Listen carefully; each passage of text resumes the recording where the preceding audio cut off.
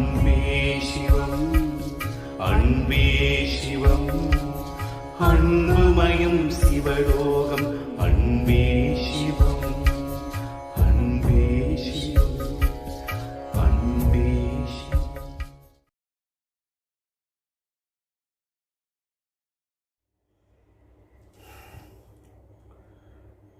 ஓம் நம பரமரிஷிப்யோம் நம பரமரிஷிப்யாம். ஹரி ஓம். குருர் பிரம்மா குருர் விஷ்ணு குருதேவோ மகேஸ்வரः குரு சாக்ஷாத் பரம் பிரம்மம் தஸ்மை ஸ்ரீ குருவே நிமிதம் ஸ்ரீ தக்ஷணாமூர்த்தயே. ஓம் சிவாய நம. இந்த பதிவில் நாம் பார்க்க இருக்கிறது ஆன்மீக வாழ்வியல் விளக்கங்கள். ஏன்னா இன்றைக்கி வெள்ளிக்கிழமை இல்லையா, அதனால் இன்றைக்கி நம்ம அதற்குண்டான விளக்கங்கள் நாம் பார்க்க போகிறோம். இன்னைக்கு விளக்கங்களில் யோக மார்க்கம், அந்த யோக மார்க்கத்தில் நம்ம ஆத்மாவை உணர்தல் அப்படின்ற ஒரு வழிமுறை, இந்த ஆன்மாவை உணர்தல் அப்படின்றதில் பக்தி மார்க்கம் ஒன்று இருக்குது, இன்னொன்று ஞான மார்க்கம், இன்னொன்று யோக மார்க்கம்.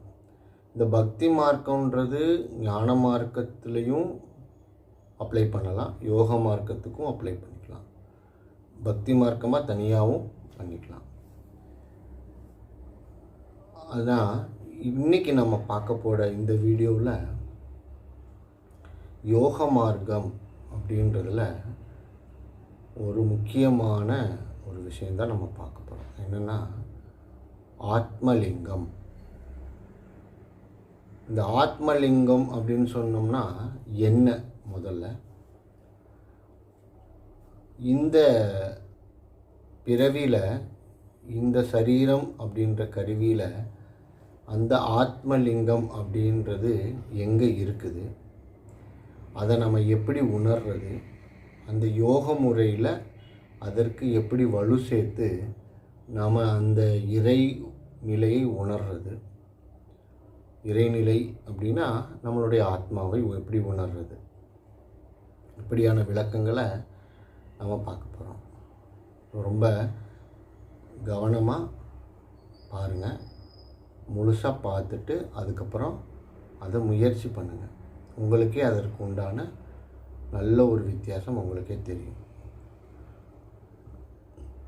முதல்ல இந்த ஆத்மலிங்கம் அப்படின்றது ஏன் உருவாச்சு அப்படின்னாக்கா, யோக மார்க்கத்தில் முக்கியமான விஷயம் நம்மளுடைய உடல் அப்படின்ற இந்த கருவி ரொம்ப ரொம்ப முக்கியமானது. ஏன்னா இந்த கருவியை வச்சு தான் நம்மளுடைய அனைத்து யோக சாதனங்களையும் நாம் செய்வோம். அப்படின்றபோது இந்த உடல் அப்படின்ற கருவி, இந்த mechanism is the first preference. ரெண்டாவது நம்மளுடைய பிராணன், நம்மளுடைய மூச்சு. இது ரெண்டும் தான் யோக மார்க்கத்துக்கு ரொம்ப ரொம்ப ரொம்ப முக்கியமான விஷயங்கள். அப்படி அதை முக்கியமான விஷயமாக பார்க்கும் பொழுது நாம் அந்த ஆத்மாவை உணரணும், அந்த இறைநிலையை உணரணும் அப்படின்னா அந்த இறைநிலை நம்மளுடைய ஞானியர்களும் நம்மளுடைய முனிவர்களும் ரிஷிகளும் எல்லாரும் சொல்லியிருக்கிறாங்க. நம்மளுடைய ஒவ்வொருடைய மனிதனுடைய சரீரத்திலும், ஒவ்வொருடைய உயிர்களின் சரீரத்திலையும் அந்த ஆத்மா இருக்குது. அப்படின்னா அந்த ஆத்மா எங்கே இருக்குது, எந்த வடிவில் இருக்குது, அதை எப்படி நம்ம உணர்றதுக்கு நம்ம எந்த மாதிரியான ஒரு கற்பனை செஞ்சுக்கலாம், அதை எப்படி தினசரி இதில் அதை எப்படி உணர்றது, இப்படியான பல கேள்விகள் நமக்கு வருது இல்லையா. அப்போது அந்த ஞானியர்கள் என்ன பண்ணாங்க, அதை அவங்க அனுபவபூர்வத்தில் உணர்ந்து மகரிஷி தத்தாத்திரேயர் அதற்கான ஒரு வழிமுறை இங்கே சொல்லியிருக்கிறார். அவருடைய உபதேசத்தில் ஆத்மலிங்கம் பற்றி ஒரு விரிவான விளக்கம் கொடுத்துருக்கிறார். அதுதான் நம்ம பார்க்க போகிறோம். ஒரு 8-9 மாதங்களுக்கு முன்னால் நம்ம தத்தாத்திரேய யோக சாஸ்திரம் அப்படின்றதில் நம்ம ஃபஸ்ட்டு ஒரு தத்தாத்திரேயர்ன்றது யார், அவரை பற்றின விளக்கங்கள்லாம் கொடுத்துருக்கேன். அது உண்டான வீடியோவோட லிங்க் டிஸ்கிரிப்ஷனில் கொடுக்குறேன். அது திரும்ப ஒரு தடவை பார்த்துக்கோங்க. பார்த்துட்டு அப்போ அவருடைய மகத்துவம் என்னன்னு நமக்கு தெரிஞ்சிடும். அப்போ அவர் சொன்னக்கூடிய வார்த்தைகள் எவ்வளவு ஒரு புனிதமானது, எவ்வளவு ஒரு உயர்வானது அப்படின்றது நமக்கு ஒரு புரிதல் ஏற்படும். அப்போது இந்த ஆத்மலிங்கம் அப்படின்றது எதுக்காக தேவைப்பட்டது அப்படின்னா, நம்மளுடைய யோக சாதனங்களின் பொழுது ஒவ்வொரு அசைவிலையும் அந்த இறைவனை நாம் எப்படி உணரணும். அப்போ அந்த உணரணும் அப்படின்னா நமக்கு இந்த கருவி, இந்த சரீரத்துக்குள்ளே அந்த ஆத்மாவை நாம் நிலைநிறுத்தணும். அப்போ அதை எந்த வடிவில் நிலைநிறுத்துறது, எந்த வடிவில் நம்ம அதை ஒவ்வொரு சாதனங்களின் போதும் ஒவ்வொரு விஷயத்தின் போதும் அது எப்படி உணர்றது அப்படின்றதுக்காக இதை தத்தாத்திரேயர் தான் உணர்ந்து தெளிந்து அதை நமக்காக சொல்லியிருக்கிறார். இதில் ஒரு முத்திரை, இப்போது உங்களுக்கு இங்கே ஒரு வீடியோ காமிக்கிறேன். இதில் இப்படி ஒரு படம் நம்மளுக்கு தெரியும். இது நிஷ்டா அப்படின்னு சொல்லுவாங்க.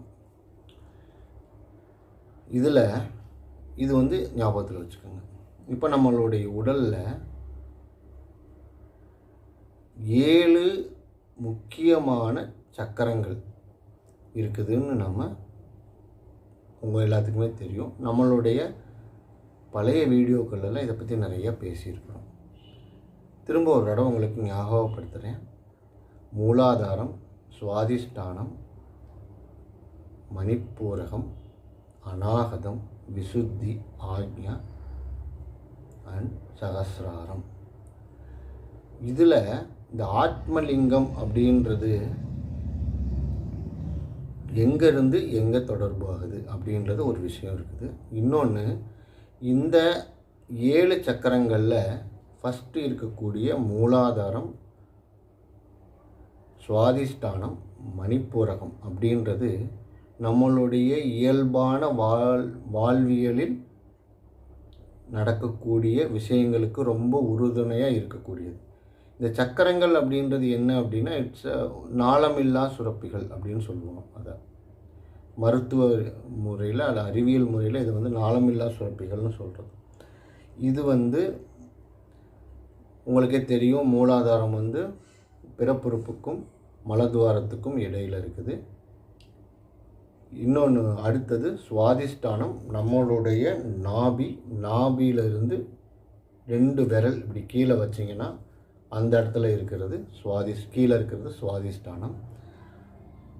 அந்த நாபியில் இருந்து 2 விரல் மேலே வச்சிங்கன்னா அந்த மேலே இருக்கக்கூடிய இங்கே நாபி இருக்குது அப்படின்னா இந்த நாபிக்கு மேலே 2 விரல் வச்சு இதுக்கு மேலே இருக்கிறது மணிப்பூரகம். அப்புறம் நம்மளுடைய இந்த நெஞ்சுக்குழி இருக்கு இல்லைங்களா, இங்கே இருக்கிறது அநாகதம். இதுக்கு கீழே இருக்கிற 3ம் இயல்பாக அனைத்து மனிதர்களுக்கும் அது செயல்பாட்டில் தான் இருக்கும், ஆக்டிவேஷனில் தான் இருக்கும். அது இருந்தால் மட்டுமே நம்மளுடைய இயல்பான வாழ்க்கையை நம்மளால் வாழ முடியும். இல்லைன்னா அந்த இயல்பான வாழ்க்கை நிலை நம்மளால் இயல்பாக வாழ முடியாது. அதில் நிறைய பிரச்சனைகள் வரும், நிறைய விஷயங்கள்லாம் நடக்கும். அது ஒரு தனி பார்ட். ஸோ ஒரு நார்மல் ஹியூமன் பீயிங் அவர் ஆத்மா பற்றி தெரிஞ்சுக்கணும், இல்லை பக்தி நிலையில் இருக்கணும், இல்லை ஆன்மீகத்தில் இருக்கணும் அப்படின்ற எந்த அவசியமும் கிடையாது. அவர் ஒரு இயல்பான வாழ்க்கை முறையில் வாழும் பொழுதே அவருக்கு இந்த 3 சக்கரங்களும் செயல்பாட்டில் தான் இருக்கும், ஆக்டிவேஷனில் தான் இருக்கும். அது செயல்பட்டுக்கிட்டு தான் இருக்கும். அது சரியான நிலையில் செயல்பட்டால் அவங்களுடைய வாழ்க்கை முறை, சிந்தனைகளும் செயல்களும் சரியான விதத்தில் இருக்கும். அது ஒழுங்கற்ற முறையில் செயல்பட்டுச்சுன்னா அதற்கு உண்டான நம்மளுக்கு தீங்கான விளைவுகள் ஏற்படும். அதனால் நமக்கு மனவேதனைகளும் இந்த மாதிரியான விஷயங்கள் நிறையா நடக்கும். இப்போது இந்த கீழே இருக்கிற மூணும் உலக வாழ்வியல், அதாவது இந்த பூமியில் பிறந்தோம், இருக்கிறோம், வாழ்ந்தோம், செத்தோம் அப்படின்ற நிலையில் இருக்கக்கூடிய இந்த 3 நிலைகள் கீழ்நிலை அப்படின்னு நம்ம எடுத்துக்கலாம். ஏன்னா இதுதான் இயல்பான வாழ்க்கை நிலை. அதை பற்றி நான் அவங்களுக்கு நம்ம எதுக்கு பிறந்திருக்கோம், நம்ம என்ன செய்கிறதுக்காக இங்கே வந்திருக்கிறோம் அப்படின்ற எந்த ஒரு உணர்வும் தேவையில்லை அவங்களுக்கு. அவங்க பாட்டுக்கு இருக்கிறாங்க, பிறந்தாங்க, எதுக்கு பிறந்தோன்னு நமக்கு தெரியாது. பெற்றவங்க நம்மளுடைய பெற்றோர்கள் நம்மளை பெற்று போட்டாங்க, படிக்க சொன்னாங்க, படித்தோம், வேலைக்கு போக சொன்னாங்க, வேலைக்கு போனோம். அப்புறம் நம்மளுடைய தேவைக்காக நம்ம ஒரு திருமணம் செஞ்சுக்கிட்டோம். அந்த திருமணத்தின் மூலமாக நமக்கு 2-3 குழந்தைகள் பிறந்தது. அப்புறம் அவங்கள காப்பாற்றுறதுக்கும் மனைவியை காப்பாற்றுறதுக்கும் நம்மளுடைய அம்மா அப்பா கூட பிறந்தவங்க எல்லாத்துக்காகவும் நாம் வாழ்க்கையில் வாழ ஆரம்பித்தோம். அதுக்குள்ளேயே வயசாகி போச்சு, போய் சேர்ந்துட்டோம். இப்படின்ற வாழ்க்கை முறையில் அது ஒரு கீழ்நிலையான வாழ்க்கை முறை அப்படின்னு ஆன்மீகத்தில் சொல்கிறோம். அந்த கீழ்நிலை அப்படின்னாக்கா அது கேவலமானதுன்னு சொல்லலை. இது ஒரு உயர்ந்த நிலை அப்படின்றதுக்கு இல்லாமல் ஒரு பேசிக்கான நிலை, அதை தான் கீழ்நிலைன்னு சொல்லிக்கலாம். அந்த பேசிக்கான நிலையில் நல்ல நிலையில் வாழ்கிறது, நல்ல மனநிலையோட நல்ல ஒழுக்க நெறிகளோடு வாழ்கிறது அதில் இருக்கக்கூடிய உயர்நிலை. அதில் நம்ம எப்படி நம்ம செயல்படுறோம் அப்படின்றது அவங்கவுங்க நம்ம யோசிச்சுக்கலாம். இப்போது இந்த ஆத்மலிங்கத்துக்கும் இதுக்கும் என்ன சம்மந்தம், ஏன் இவ்வளோ தூரம் தேவையில்லாமல் பேசிக்கிட்டு இருக்கோம் அப்படின்னா, இந்த மணிப்பூரகத்திலிருந்து தான் நம்மளுடைய ஆத்மலிங்கத்தை எங்கே இருக்குதுன்னு நம்ம அடையாளப்படுத்த போகிறோம். சரிங்களா? ஃபஸ்ட் நம்ம இந்த முத்திரை ஞாபகத்தில் வச்சுக்கோங்க. இதுதான் அந்த முத்திரை. இதை இப்படி பிடிக்கணும். ஃபஸ்ட்டு பிடிச்சிட்டு நம்மளுடைய மணிப்பூரக சக்கரம் இருக்கு இல்லைங்களா, அது கிட்ட இப்படி வச்சு இப்படி அளந்தோம் அப்படின்னா, இப்படி நேரம் நிமிர்ந்து உட்காந்து இப்படி அளந்தோம் அப்படின்னா கரெக்டாக நம்மளுடைய சென்ட்ரு பாயிண்ட்டுக்கு வரும். இங்கே இருக்கிறது அநாகதம். இந்த அநாகத சக்கரம் அப்படின்றது என்னன்னாக்க கீழ்நிலைக்கும் இதற்கு மேல் இருக்கு இல்லைங்களா, விசுத்தி, துரியம் அல்லது ஆக்ஞா அல்லது சகசராரம், இந்த 3 உயர்நிலை சக்கரங்கள். இது 2க்கும் இடையில் இருக்கிறது அநாகதம். இங்கேருந்து தான் நம்ம கீழ்நிலையிலேருந்து நடுநிலை அல்லது ஓகே பிறந்ததுக்கு உண்டான ஒரு அர்த்தம் தெரிஞ்சிருக்கு இந்த பிறவியில் அப்படின்னு நம்ம நினைக்கக்கூடிய நிலை இருக்கிறது. இந்த அநாகத சக்கரம் அவர்களுக்கு செயல்பாட்டில் வர ஆரம்பிச்சிடும். ஸோ இந்த அநாகத சக்கரம் நம்ம அளக்கிறதுக்காக தான் ஃபஸ்ட்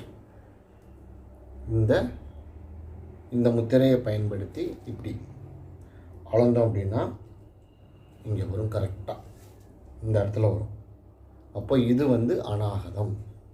இப்போது இங்கே இருந்து இதுதான் ஆத்மலிங்கத்தோட அடிபாகம், அதாவது பிரம்ம பாகம்னு சொல்கிறோம் இல்லைங்களா. ஒரு சிவலிங்கத்தை ஆத்மலிங்கம் சொல்லும் போதே நம்ம சிவலிங்கத்தை தான் நம்ம உருவகப்படுத்த போகிறோம் அப்படின்றது சொல்கிறேன். ஏன் சிவலிங்கத்தை நம்ம உருவகப்படுத்தணும் அப்படின்னா, சைவ சித்தாந்தத்தில் சிவலிங்கத்துக்கு முன்னால் இருக்கக்கூடிய பரமேஸ்வரன் நிலை வரைக்கும் அது அருவநிலை. அருவநிலைன்றது சூட்சும நிலை அப்படின்னு சொல்கிறோம்.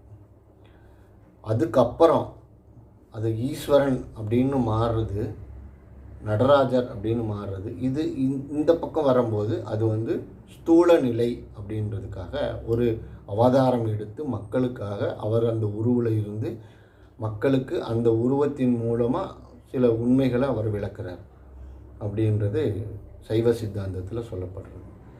இந்த 2க்கும் உருவநிலைக்கும் அருவநிலைக்கும் இடைப்பட்ட நிலை தான் லிங்கம்.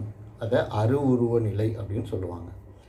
இதுக்கு ஏன் அந்த அருவுருவ நிலை அப்படின்னா, இது ஒரு உருவமாகவும் எடுத்துக்க முடியாது, உருவம் இல்லைன்னு சொல்ல முடியாது. இது 2க்கும் இடைப்பட்ட நிலை தான் அருவுருவ நிலை அப்படின்னு சொல்கிறது. இந்த அருவுருவ நிலைக்கு 3 பாகங்கள். நம்ம லிங்கமாக இப்படி மேலே இருந்து இப்படி கீழே வரைக்கும் வருது இல்லையா, அது ருத்ரபாகம். மேலே இருக்கிறது அந்த நீர் வழிகிற மாதிரி இருக்கிறது யோனி. இடையில் மேலே இருக்கக்கூடியது வந்து விஷ்ணு பாகம், கீழே இருக்கிறது பிரம்ம பாகம் அப்படின்னு இந்த 3 பாகமாக இருக்குது. இப்போது இந்த அநாகதத்திலிருந்து ஆரம்பிக்கிறது பிரம்ம பாகம். ஓகே, இப்போது இதை இப்படி வச்சுக்கோங்க. இப்போ வச்சுக்கிட்டு இங்கே விசுத்தி இருக்கு இல்லையா, அங்கே வந்து இந்த கட்டை விரல் இங்கே வைக்கணும். இப்படி வச்சோன்னா என்ன ஆகுது, இதுதான் இந்த இடத்துல இருக்குது இல்லையா, இது வந்து இங்கே வரும். இப்படி வைக்கும்போது நம்ம கரெக்டாக இந்த பிரம்ம பாகம் இங்கே கீழே இருக்கும், மேலே விசுத்தி, இப்படி நல்லா கரெக்டாக அப்படி நேராக வச்சோன்னா நமக்கு கிளியராக வரும். இதை நல்லா ஸ்ட்ரெயிட்டாக ஸ்டிஃபாக வச்சு இப்படி பிடிச்சோம் அப்படின்னா நம்மளுடைய விசுத்தியும் இங்கே அநாகதமும் கனெக்ட் ஆகும். இந்த இடைபாகத்தில் இது ரெண்டும் கனெக்ட் ஆகும். மேலே இருக்கிறது விசுத்தி, கீழே இருக்கிறது அநாகதம். இப்போ இங்கே வைக்கும் பொழுது இதுதான் அதனுடைய ஆத்மலிங்க வடிவம். இது ஏன் இங்கே இப்போ ஆத்மலிங்கம் சொல்லிட்டோம், எதுக்கு இங்கே தேவையில்லாமல் அநாகதத்தை குறிப்பிடணும் அப்படின்றதை சொல்லிடுறேன். இந்த விரல் ஏன் இப்படி வைக்கணும் அப்படின்றதையும் சொல்லிடுறேன். இப்போது இதுதான் ஆத்மலிங்கம், நம்ம உடம்புல இருக்கக்கூடிய ஆத்மலிங்கம் இருக்கக்கூடிய இடம். இதுதான் ஆத்மலிங்க நிலை. இதை எப்படி நம்ம வந்து ஒத்துக்கிறது அப்படின்னா, நம்ம மூச்சு இழுக்கிறோம் இல்லைங்களா, இதை வந்து ஒரு சைக்கிள் மாதிரி வச்சுக்கோங்க. ஒரு ரவுண்டு, இப்படி ஒரு நீள்வட்ட நிலையில் இருக்கக்கூடிய ஒரு ரவுண்டு மாதிரி வச்சுக்கோங்க. மேலே போகும்பொழுது மூச்சு விடுறோம், கீழே வரும்போது மூச்சை இழுக்கிறோம். அப்படின்னு இழுக்கும்போது நம்ம இந்த மூச்சு இப்படி கீழே போகுது இல்லையா, இப்படி கீழே போகுது, இப்படி உள்ளே போய் இங்கேருந்து போகும்பொழுது அது விசுத்தியில் டச் ஆகி இப்படி கீழே போகுது. கீழே வந்து அநாகதம், அதாவது ஆத்மலிங்கத்தோட பிரம்ம நிலை கீழே தொட்டுட்டு வெளியில் வரும்பொழுது இப்படி வருது. இப்படி மேலே வந்து இங்கே திரும்ப விசுத்திக்கு டச் பண்ணி மூக்கு வழியாக வெளியில் வரும். இதை உருவகப்படுத்தி இந்த சைக்கிள் அப்படியே நம்ம உருவகப்படுத்திக்கிட்டே இருக்கிறோம். அப்படிங்கும்போது இங்கே யோக நிலையில் ஒரு உடலிலும் மனதிலும் ஒரு மிகப்பெரிய மாற்றம் நமக்கு ஏற்பட ஆரம்பிக்கும். இதுதான் அந்த ஆத்மலிங்கத்தோட நிலை. இப்படியே வந்துகிட்டே இருக்கும். இதுதான் வந்து ஆத்மலிங்கத்தோட யோனி, அந்த வாய்ப்பகுதின்னு சொல்லலாம். இந்த இப்படி வளைஞ்சிருக்கும்ல சிவலிங்கத்தில், அந்த வளைஞ்ச நிலை. இதுக்கு நேராக நம்மளுடைய இருதய துடிப்பு, நம்மளுடைய இருதயம் துடிச்சிக்கிட்டு இருக்குது. இப்படி லப்டப்னு துடிச்சிட்டு இருக்குது. இப்போது நாம் என்ன பண்ணுறோம் அப்படின்னா, யோக மார்க்கத்தில் இந்த மூச்சு அப்படின்றத நீராக கற்பனை செய்து நம்ம ஒவ்வொரு தடவை மூச்சு விடும் பொழுதும் அந்த சிவலிங்கத்துக்கு அபிஷேகம் பண்ணுற மாதிரி, அந்த சிவலிங்கத்தோட ருத்ர பாகத்தில் அபிஷேகம் பண்ணுற மாதிரியான கற்பனை செஞ்சுக்கிட்டே இருக்கணும். தொடர்ந்து இதை தியானத்தில் உட்காந்து இதை செய்யணும். அப்போ ஒவ்வொரு தடவை மூச்சு உள்ளே போகும் பொழுதும் நம்மளுடைய சிவலிங்கத்துக்கு நம்மளுடைய மூச்சு என்ற நீரால் அபிஷேகம் செய்கிறோம். அந்த அபிஷேகம் செஞ்சோம்னா, அப்போ நார்மலாக சிவலிங்கத்து மேலே நம்ம தண்ணீர் ஊற்றினா என்னாகும், இந்த யோனி வழியாக கீழே இறங்கும். இந்த புனிதமான நீர் என்ன பண்ணுது, நம்மளுடைய இருதயத்தின் மேலே சொட்டுது. புரிஞ்சிச்சுங்களா? அதுக்கு தான் இந்த முத்திரை இப்படி வச்சு பார்க்குறதுக்கு உண்டான காரணம் தான் இப்படி. அப்போ ஒவ்வொரு மூச்சின் பொழுதும் நம்மளுடைய மூச்சு உள்ளி இழுக்கும் பொழுது ஒவ்வொரு முறையும் நம்மளுடைய மூச்சு சிவலிங்கத்தின் மேல் பட்டு அபிஷேகமாகி அது புனிதமாகி ரொம்ப எஃபெக்டிவாக, ரொம்ப எனர்ஜெட்டிக்காக ஒவ்வொரு முறையும் நம்மளுடைய இருதயத்தில் சொட்டிக்கிட்டே இருக்குது. ஒரு மூச்சுக்கு நீங்கள் ஒரு சொட்டு நீர்னு வச்சுக்கிட்டா கூட போதுமானது. அது ஒவ்வொரு முறையும் இப்படியே விழுந்துக்கிட்டே இருக்குது. இப்படி மேலேருந்து வருது, சிவலிங்கத்தின் மேலே படுது, கீழே விழுது, மேலே வருது, சிவலிங்கத்தின் மேலே கீழே.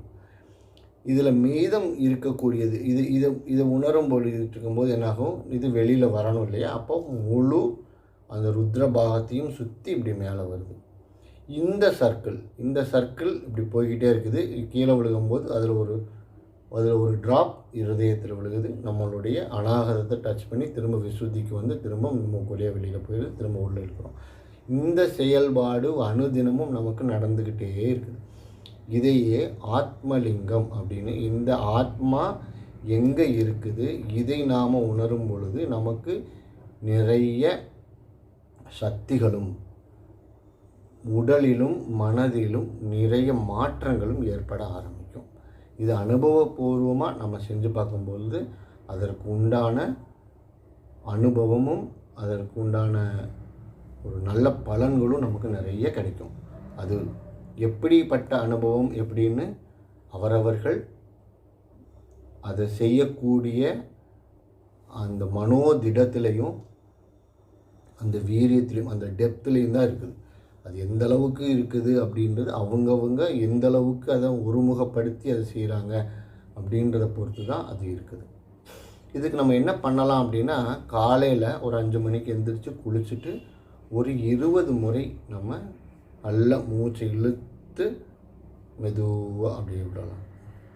மூச்சை நல்லா இழுத்து விடலாம். அந்த 20 முறை நாம் ஒரே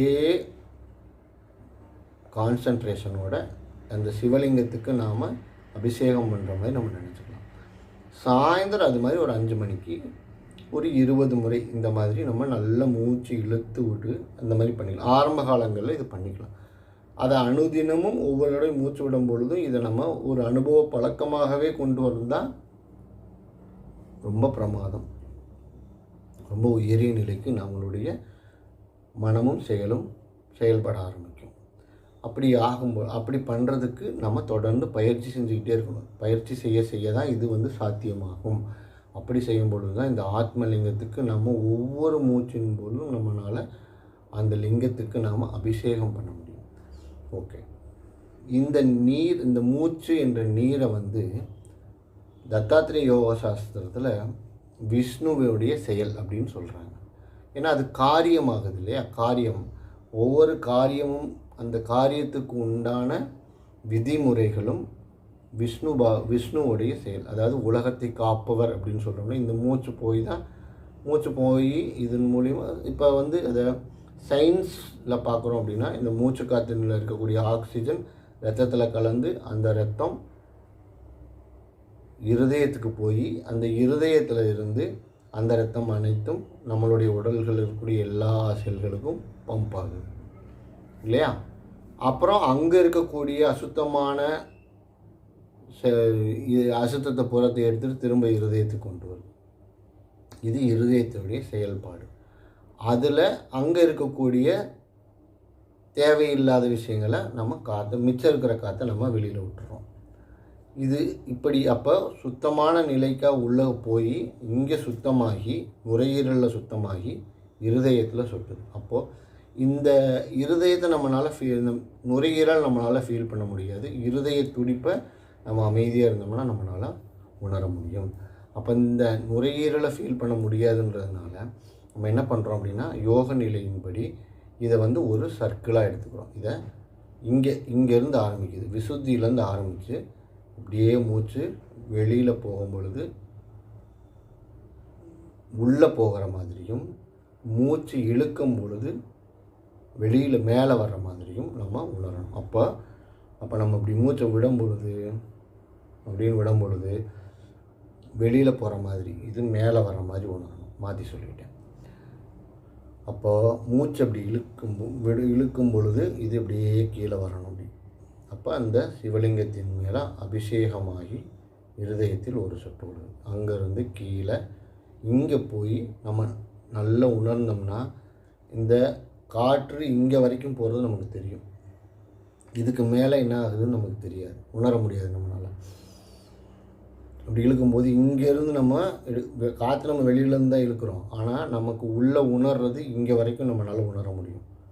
விடும் பொழுதும் பார்த்திங்கனாக்கா அப்படின்னு விடும் பொழுது இங்கே தான் பிடிக்கும். இந்த இடத்துல தான் நம்மளுக்கு இறுக்கி பிடிக்கிற மாதிரி இருக்கும். அப்போ இதுதான் வந்து அநாகத சக்கரத்தை பிரம்ம நிலையாக, அதாவது எப்படி போனாலும் இங்கே வந்து தான் ஆகணும், பிரம்மத்துக்கு வந்து தான் ஆகணும் அப்படின்றத உணர்த்துறதுக்காக இந்த பிரம்ம நிலை இங்கே இருந்து இது மாறு வந்து இங்கே விசுத்திக்கு வரும்.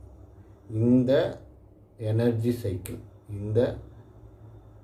இந்த ஆற்றல் சுழற்சி இது இப்படியே சுற்றிக்கிட்டே இருக்குது. ஒவ்வொரு முறையும் நாம் மூச்சு இழுக்கும் பொழுதும் அந்த ஆத்மலிங்கத்தின் மேல் அபிஷேகமாகி இருதயத்தில் ஒரு சொட்டு விழுகுது, அப்படி விழுந்துகிட்டே இருக்கு.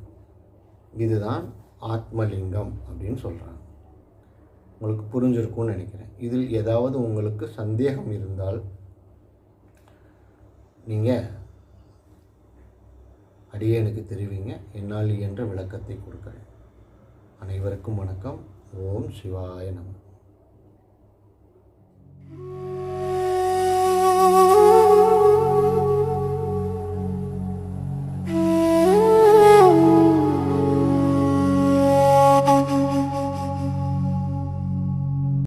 நடித்தது போதும் ஐயா, என் நாடகத்தை முடித்து வை. பிடித்தது போதும் ஐயா, என் மூச்சினை அடக்கி வை. அழுது அழுது என் கண்ணீராராய பெருகுதப்பா. ஜீவிதத்தை உன்னிடமே ஒப்படைக்க வந்தேன் ஐயனே.